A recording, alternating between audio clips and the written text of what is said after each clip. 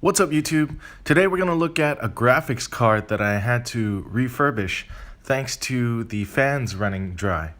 So every now and then if you build your own computers, you can save some money and pick the parts that provide the best value. And in this case, I got a nice graphics card. It lets me run 3 monitors, and after some time, it's been about 6 years now, the fans finally started to seize up on me.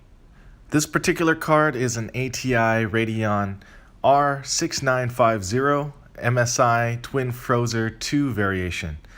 I'm also going to remove and reapply the thermal compound so that the heat transference works better and makes it good as new.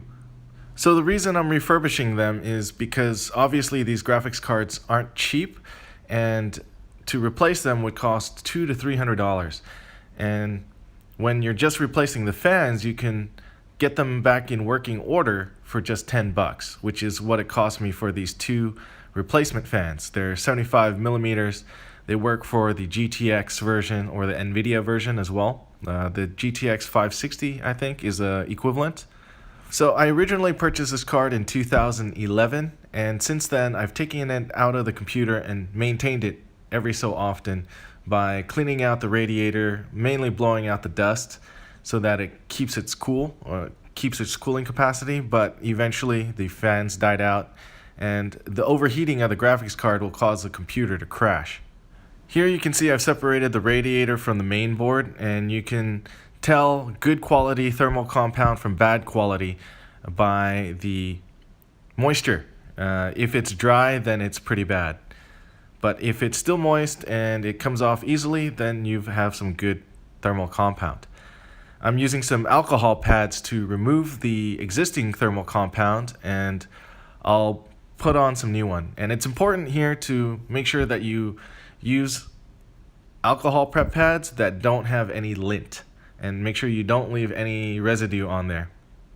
So once the thermal compound's removed off the base plate, I'll set that aside and let it dry out a little bit, and then do the same thing and remove the compound off the chip so that I can reapply a thin layer of the new thermal compound.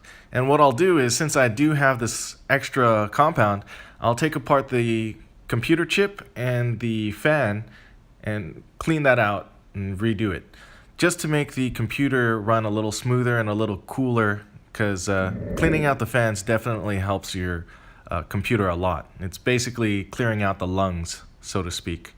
So here you can see I've cleaned out the chip. It's nice and reflective. So now with the compound cleaned off the base plate and GPU, we can proceed to clean out the radiator, because now that we've separated the two, we can either clean it with water or whatever. I typically use compressed air. I'll separate the faceplate, which is just more cosmetic, and clean that up and blow out the fins.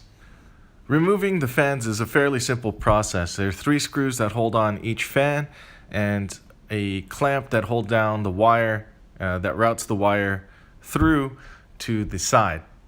So you'll just use some pliers and pull that up to easily remove that. So just remember to keep your screws organized and in a nice area where they can't roll away, because losing little screws like this is very difficult to replace. So as you can see, there's no play in the fan anymore. And once we replace with the new fans, you can see the difference in performance. And most likely, there'll be a huge difference in cooling. So as you can see, lifting up the clamps and just pulling out the wire is nice and easy. Just remember the orientation, or where the wires go, which direction, so that you can put it easily. I actually had to reference this video again just because I had to look at it. And you can see how dirty it is, and this is after cleaning. So the new ones look so much better and they'll run so much smoother. So now that we've taken the fans and routed them through and installed them, you can see how much smoother that is. So all of that efficiency leads to better cooling, which leads to less crashes on my computer. For the longest time, I was wondering why my computer was having issues, and hopefully this resolves it. But the good thing about building your own computers is if you use the right parts, they'll last a long time. When I build computers, I usually build it a little better spec than the lowest one because they'll last you a bit longer and give you some upgrade options. Plus, they're generally better built. And in this case, the fans only needed some replacing. The graphics card is fine. So I'll just put everything back together and get it back in the computer. The best part about more efficient cooling is that the computer will actually last longer. So it's already been 6 years and this computer is not out of date. It's a 3.2 gig AMD 6-core processor with 16 gigs of RAM. And at the time it cost roughly $800 to build. It would still cost around $600 to build an equivalent machine.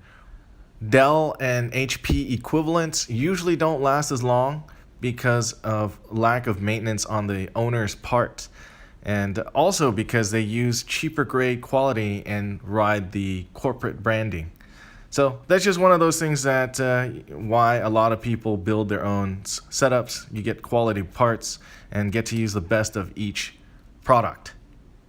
So as you can see, I caked on the thermal compound. What I'm actually going to do is clean some of it off because it is too thick and then reapply.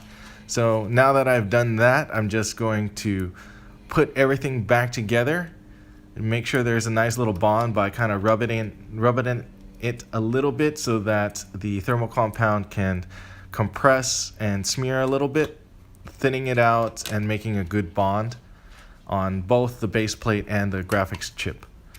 Then I'll go through one more time and tighten up all the screws. Make sure everything is nice and tight, or snug I should say, and reinstall it in the computer.